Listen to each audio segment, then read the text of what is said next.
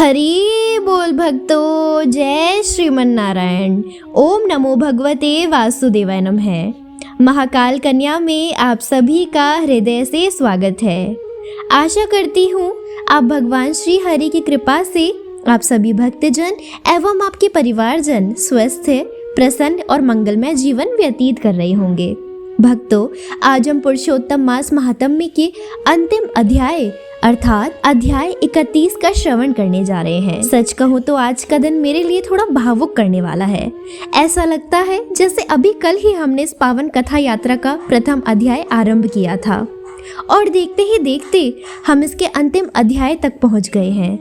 मैं हृदय की गहराई से आप सभी भक्तों का धन्यवाद करती हूँ जिन्होंने इस संपूर्ण श्रृंखला को प्रेम, श्रद्धा और धैर्य के साथ सुना। हमारी सभी श्रद्धालु माताओं, राम मंदिर की माताओं, बहनों, वरिष्ठ भक्तजनों तथा युवा साथियों का विशेष आभार जिन्होंने प्रतिदिन कथा सुनकर महाकाल कन्या परिवार को अपना स्नेह और आशीर्वाद दिया। भक्तों, यदि इस कथा श्रृंखला के माध्यम से भगवान श्री हरि के प्रति आपके प्रेम और भक्ति में थोड़ी सी भी वृद्धि हुई हो तो मैं अपने इस प्रयास को सफल मानूंगी। तो आइए भगवान श्री हरि का स्मरण करते हुए पुरुषोत्तम मास महात्म्य के इस अंतिम अध्याय 31 का श्रवण आरंभ करते हैं। बोले पुरुषोत्तम भगवान की जय, पुरुषोत्तम मास की जय। जय श्रीमन नारायण। श्री गणेशाय नमः। श्री पुरुषोत्तम मास महात्म्य की महानता का वर्णन। सूत जी बोले, हे विप्रो, नारद मुनि पतिव्रता स्त्री धर्म को विस्तार पूर्वक सुनकर कुछ और नारायण मुनि से पूछने लगे, हे बद्रीपते, आपने कांसे के संपुट का दान सब दानों से अधिक बढ़कर बताया है, उसका स्पष्ट कारण मुझे बताइए। श्री नारायण बोले, हे ब्राह्मण, एक समय पार्वती जी ने इस व्रत को किया था। तब उस समय उन्होंने महादेव जी से पूछा, ऐसा कौन सा उत्तम दान है जिसके देने से मेरा पुरुषोत्तम व्रत पूर्ण हो जावे। हे दया सिंधु, उस दान को सब लोगों के कल्याण के लिए आप मुझसे कहिए। यह सुनकर महादेव जी श्री पुरुषोत्तम का ध्यान करके सब लोगों के कल्याण की इच्छा से पार्वती जी से बोले, हे अपर्णे, पुरुषोत्तम मास में व्रत की विधि पूर्वक करने के लिए वेद में कहीं भी कोई दान नहीं है। हे गिरिसुते, श्री कृष्ण के प्रिय पुरुषोत्तम मास में जो जो उत्तम दान कहे हैं वे सब तुच्छ हो गए हैं। हे पार्वती, कहीं भी ऐसा दान का विधान नहीं है जो पुरुषोत्तम मास में करने से तुम्हारा व्रत पूरा हो जावे। हे वरानने, पुरुषोत्तम मास में व्रत पूर्ण करने के लिए संपुटारक ब्रह्मांड का दान ही योग्य है। हे वरानने, इस दान को कहीं भी कोई व्यक्ति नहीं दे सकता, इसीलिए इस ब्रह्मांड के प्रतिनिधि स्वरूप कांसे का संपुट बनाकर उसमें 30 मालपुआ रखकर 7 तागे से लपेटकर विधिवत पूजा करके व्रत की पूर्णता के लिए विद्वान ब्राह्मण को दे दें। यदि आर्थिक स्थिति ठीक हो तो ऐसे 30 संपुटों का दान करें। इस प्रकार लोक हितकारी महादेव जी के ऐसे सुंदर वचन सुनकर पार्वती जी लोक कल्याण की इच्छा से अत्यंत प्रसन्न हुई और 30 कांसों के संपुट विद्वान ब्राह्मणों को दान में देकर व्रत के विधान को पूरा करके अत्यंत सुखी हुई। सूत जी बोले, हे विप्रो, नारद जी भगवान बद्री नारायण के अमृत तुल्य वचन सुनकर अत्यंत प्रसन्न होकर बार बार नमस्कार कर फिर कहने लगे, यह पुरुषोत्तम मास सब साधनों का सर्वश्रेष्ठ मास है। आज इसका महात्म्य सुनकर मुझे पूर्ण निश्चय हो गया है। भक्ति मात्र से सुन लेने पर जब मनुष्य के महापाप नष्ट हो जाते हैं तब श्रद्धा पूर्वक विधि विधान से जो करता है तो उसका कहना ही क्या है, क्योंकि अमृत पीकर अत्यंत तृप्त हुए मनुष्य को दूसरे जल पान करने की इच्छा नहीं रहती। इसलिए अब इससे आगे सुनने को मेरी कुछ भी इच्छा बाकी नहीं है। सूत जी बोले, ब्रह्मर्षि ऋषिवर नारद जी इतना कहकर शांत हो पुरातन मुनि बद्री नारायण के चरण कमलों में मस्तक रखकर नमस्कार करने लगे। जो मनुष्य भरत खंड में जन्म लेकर पुरुषोत्तम मास का सेवन नहीं करते वे घर के जंजाल में आसक्त हुए अधम हैं। ऐसे दुष्ट बुद्धि वाले मनुष्य बार बार जन्मते और मरते हैं तथा जन्म जन्मांतर के पुत्र, मित्र, भार्या एवं प्रिय जनों आदि के वियोग के दुखों से दुखी रहते हैं। सूत जी बोले, हे द्विज श्रेष्ठों, इस पुरुषोत्तम मास में नास्तिक बात के शास्त्रों का वर्णन न करे, न पराई सेज पर शयन करे, न कभी झूठ बोले, न कभी परनिंदा आलोचना चुगली करे, न पराया अन्न खावे, न कभी दूसरों की नकल करे, न धन की कंजूसी करे, सच्चरित्र ब्राह्मण को दान दे। धनवान होते हुए भी जो कंजूसी करता है वह रौरव नरक में जाता है। व्रती लोग दिन में सायंकाल के 4 बजे के बाद भोजन करें, अतः वे लोग धन्य हैं जो पुरुषोत्तम मास का नियम पालन करते हैं।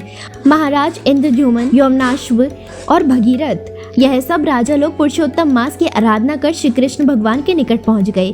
इसलिए यह पुरुषोत्तम मास सब साधनों में श्रेष्ठ है और वांछित फल देने वाला है। गोवर्धन पर्वत को धारण करने वाले, गोपाल गोप रूपधारी, गोकुल के उत्सव ईश्वर, गोप किशोरियों के प्रिय गोविंद भगवान को नमस्कार है। श्री कौंडिन्य मुनि ने कहा, जो व्यक्ति इस मंत्र को जपते हुए पुरुषोत्तम मास व्यतीत करते हैं उन्हें भगवान की प्राप्ति होती है। अतः दिव्य स्वरूप मुरलीधर, 2 भुजाधारी, नवीन मेघ के समान श्याम वर्ण, सुंदर पीताम्बरधारी, शोभायमान श्री राधा सहित पुरुषोत्तम भगवान का ध्यान करते हुए समय बिताना चाहिए, जिससे समस्त कामनाओं की प्राप्ति होती है। हे मुनि श्रेष्ठ, यह गुप्त से भी गुप्त व्रत हर एक व्यक्ति को नहीं बताना चाहिए।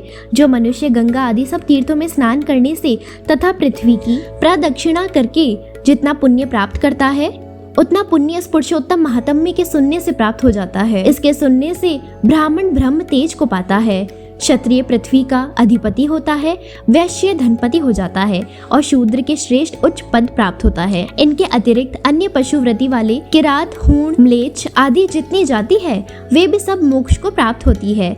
जो व्यक्ति इस पुरुषोत्तम मास ग्रंथ को पीत वस्त्र में लपेटकर किसी विद्वान पंडित को दान करते हैं वे अपने तीनों कुल का उद्धार करके हरिलोक को जाते हैं, तथा जो अपने घर में रखकर इसका पूजन करते हैं वह घर तीर्थ के समान है। ऐसे आनंदनीय श्रेष्ठ पुरुषोत्तम मास की महिमा सुनकर समस्त ऋषि लोग चकित हो गए और भगवान की सेवा में लीन हुए मुनिजन श्री सूत जी से बोले, हे सूत जी, आप धन्य हैं। हम सब आपके मुख से इस अमृत रूपी वाणी को सुनकर कृतार्थ हो गए। आपके मुख कमल से श्री कृष्ण की कथा रूपी इस अमृत भरी वाणी को सुनकर नैमिषारण्य के वासी मुनीश्वरों ने आपको अत्यंत पूज्य ब्रह्मासन दिया है। अतः आप ऋषि समाज में इस धराधाम में श्री कृष्ण भगवान की रमणीक कथा कहते हैं। तब सूत जी ब्राह्मणों की प्रदक्षिणा कर उनको नमस्कार करके और उनसे आशीर्वाद लेकर अपना कृत्य करने के लिए गंगा जी की ओर चले गए और नैमिषारण्य में रहने वाले समस्त मुनिजन इस पुरुषोत्तम मास के महात्म्य को, जो अत्यंत श्रेष्ठ है तथा भक्तजनों को वांछित फल का देने वाला कल्प वृक्ष के समान है, आपस में ऐसा कहते हुए भगवत कथा में लीन हो गए। बोलो श्री पुरुषोत्तम भगवान की जय। इति श्री पुरुषोत्तम महात्म्य संपूर्णम।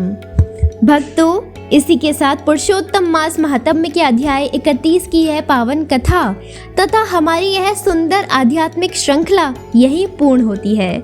आज मन में खुशी भी है और एक भावुकता भी। खुशी इस बात की है कि हमें भगवान श्री हरि की इतनी दिव्य कथाओं का श्रवण करने का सौभाग्य मिला, और भावुकता इस बात की है कि कई दिनों से चल रही यह यात्रा आज अपने पूर्ण विराम तक पहुंच गई है। मैं आप सभी भक्तों को हृदय से धन्यवाद करती हूँ। आपने जो प्रेम, विश्वास, स्नेह और समर्थन महाकाल कन्या परिवार को दिया है उसके लिए मैं सदैव आपकी आभारी रहूंगी। विशेष रूप से हमारी सभी श्रद्धालु माताओं, बहनों, वरिष्ठ भक्तजनों और उन सभी भक्तों को मेरा प्रणाम जिन्होंने इस पूरी श्रृंखला में निरंतर साथ निभाया। भक्तों, पुरुषोत्तम मास समाप्त हो सकता है, कथा समाप्त हो सकती है, लेकिन भगवान का नाम कभी समाप्त नहीं होना चाहिए।